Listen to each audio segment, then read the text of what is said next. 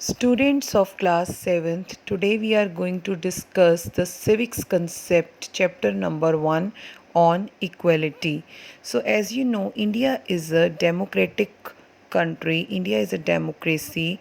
Democracy means in which people have the right to choose representatives to form the government.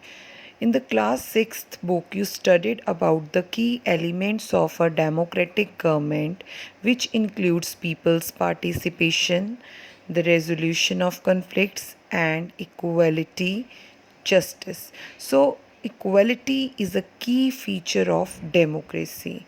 In this chapter, we are discuss about the importance of equality in one's life. So, first of all, we'll discuss in this chapter the main points like equal right to vote, other kinds of equality, recognizing dignity, equality in Indian democracy, and issues of equalities in other democracies, and last, challenge of democracy.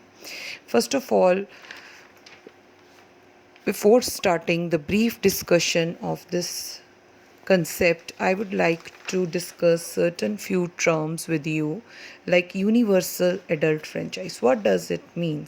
It means that all adult citizens have the right to vote irrespective of caste, color, creed, social or economic backgrounds. Here, adult means those who have attained the age of 18 years and above. Second, Dalit.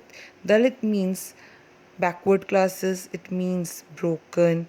Then comes dignity. Dignity, thinking of oneself and other persons as worthy of respect, means all should be treated equally. Then comes constitution. It is a document that lays down the basic rules and regulations for people and the government in the country to follow. And last, your civil rights movement.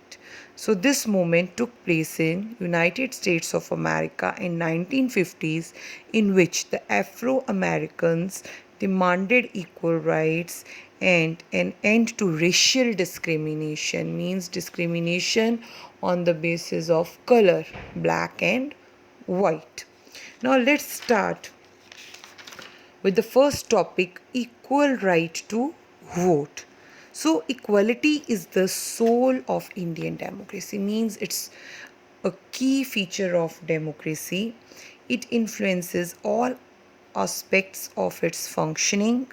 So in a democratic country like India, all adults, irrespective of what religion they belong to, how much education they have had, what caste they are, or whether they are rich or poor, are given the right to vote, which is called universal adult franchise, means every person who has attained the age of 18 years has the right to vote.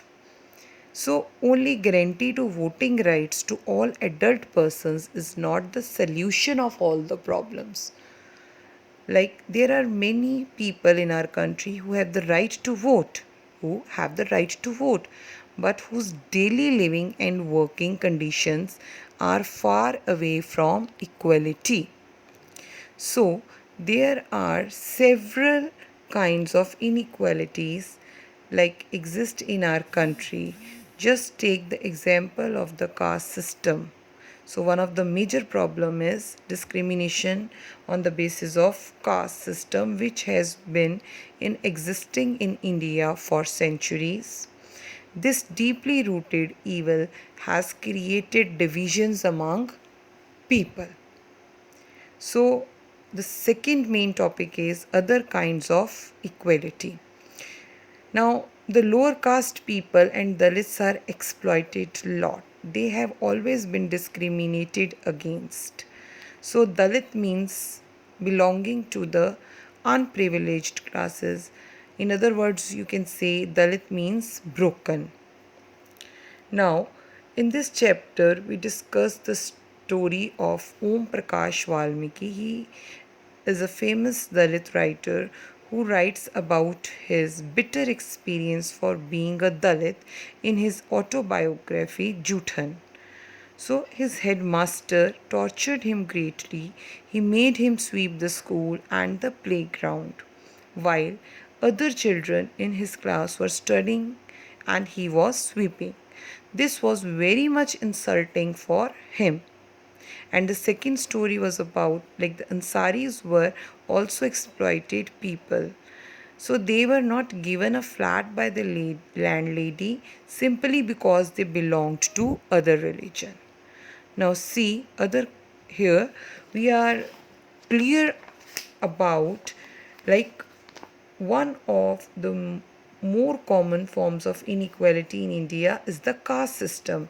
If you live in rural India, your caste identity is something that you probably learned or experienced very young. If you live in urban India, some of you might think that people longer believe in caste. So as you know, in matrimonials also shown from a leading English newspaper, and you will see how important the issue of caste continues to be in the minds of highly educated urban Indians. So let's start with the next topic, recognizing dignity. So both Om Prakash Valmiki and the Ansaris are badly treated on the basis of difference of caste and religion. Like they deserve the same respect and dignity as one else. Their dignity is hurt. Now, when persons are treated when persons are treated unequally, their dignity is violated. So, the dignity of both Om Prakash Valmiki and the Ansaris was violated because of the way in which they were treated. By picking on him and making him sweep the school because of his caste, Om Prakash Valmiki's classmates and teachers hurt his dignity badly and made him feel as if he was less than equal to all other students in the school. Being a child, Om Prakash Valmiki could do very little about the situation that he was in. So, the same is for like the Ansari's dignity was also hurt when persons refused to lease their